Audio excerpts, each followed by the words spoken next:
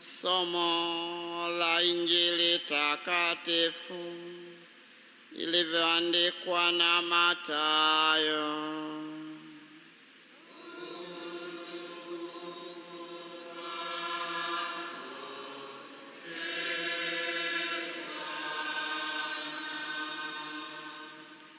Petro akajibu akamwambia Yesu, Bwana, ni vizuri sisi kuwapo hapa.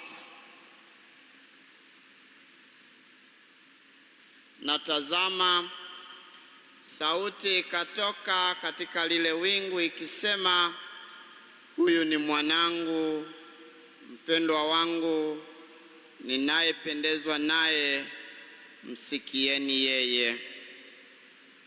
Neno la Bwana.